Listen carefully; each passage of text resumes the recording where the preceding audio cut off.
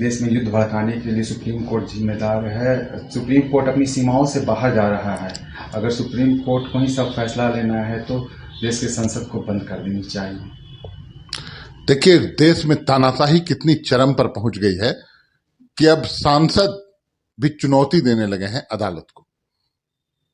ये तानाशाही की पराकाष्ठा है, अदालत की अवमानना है। जो विद्वान न्यायाधीश बैठे हैं उनसे ज्यादा विद्वान ये लोग हो गए क्या?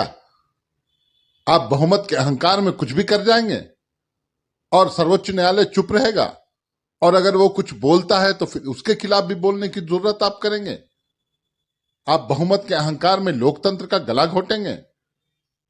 जिस समय सर्वोच्च न्यायालय इनके पक्ष में फैसले सुनाता है उस समय तो ये लोकतंत्र की दुहाई देते हैं, ये थर्ड पिलर हैं, तीसरा स्तंभ है, इस तरह की बातें होती हैं।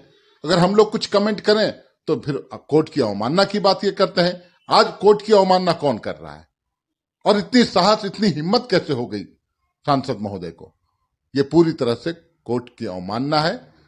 निश्चित रूप से अदालत को स्वतः संज्ञान लेकर अवमानना की कार्रवाई की जानी चाहिए। और जो भी सर्वोच्च न्यायालय की अभी मौजूदा टिप्पणी आई है जिस किसी भी मामले में, वो बिल्कुल कानून सम्मत, नियम सम्मत, संविधान सम्मत है। इसलिए उसे चुनौती देने का काम ये लोग न करें। अहंकार में ऐसी गलती न कर बैठे कि आने वाला कल पछताना पड़े इन लोगों को। सर्वोच्च न्यायालय से यह टकराव बहुत ही, मुझे लगता है, देश को एक अलग दिशा में ले जाएगा। ये बहुत ही दुर्भाग्यजनक है, ऐसा नहीं होना चाहिए।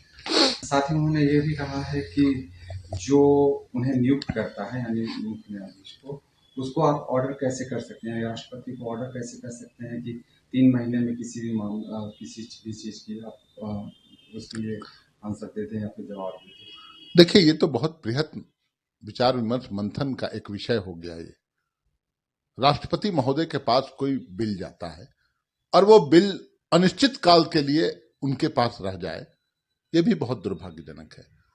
और विद्वान न्यायाधीश ने, जो भी न्यायाधीश है, उन्होंने अगर ऐसा निर्देश जारी किया है तो ये उनके अधिकार क्षेत्र में आता होगा। ऐसा नहीं है, तानाशाही नहीं है।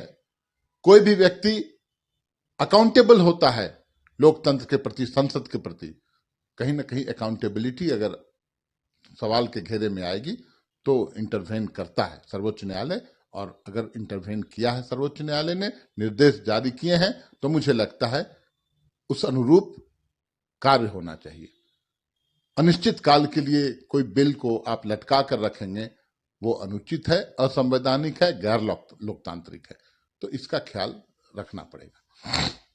वे ये भी कहते हैं कि जो आपकी नियुक्ति करते हैं यानी सुप्रीम कोर्ट के मुख्य न्यायाधीश को नियुक्त करते हैं, उनसे आप कह रहे हैं 3 महीने में निर्देश दे रहे हैं कि आप 3 महीने में निर्णय लें। देश को आप अराजकता की ओर ले जा रहे हैं। सुप्रीम कोर्ट को वो कह रहे हैं कि देश की ओर, अराजकता की ओर आप लेकर जा रहे हैं।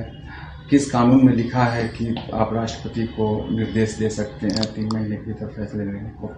किस कानून में यह लिखा है कि कोई भी विधेयक, कोई भी बिल को राज्यपाल महोदय हो या राष्ट्रपति, महामहिम राष्ट्रपति हो, वो अनिश्चित काल के लिए लटका दे या उसे पेंडिंग लंबित कर दे? किस कानून में लिखा है? अगर वैसा निर्देश जारी किया है सुप्रीम कोर्ट के विद्वान न्यायाधीशों ने, तो उसका पालन करने में क्या नहीं किया है। इससे तो लोकतंत्र मजबूत होगा, लोकतंत्र की जड़ें मजबूत होंगी। इसको प्रेस्टीज इशू बनाने की जरूरत तो नहीं मुझे समझ में आती है। आप सरना धर्म कोड एक उदाहरण में दे रहा हूं। आज उस विधेयक का क्या हो गया? हम लोगों ने तो पास करके भेजा था, कहां पर मामला लटका हुआ है? राज्यपाल महोदय के यहां होगा, महामहिम के यहां होगा। क्यों अनिश्चित काल के लिए? क्या किसी विधानसभा से पारित विधेयक को अनिश्चित काल के लिए रोका जा सकता है? क्या वो विधानसभा की अवमानना नहीं है? क्या ऐसा होता है? ऐसा होना चाहिए। तो सुप्रीम कोर्ट ने निर्देश जारी किया है, मुझे लगता है उस अनुरूप ही काम हो तो बेहतर होगा।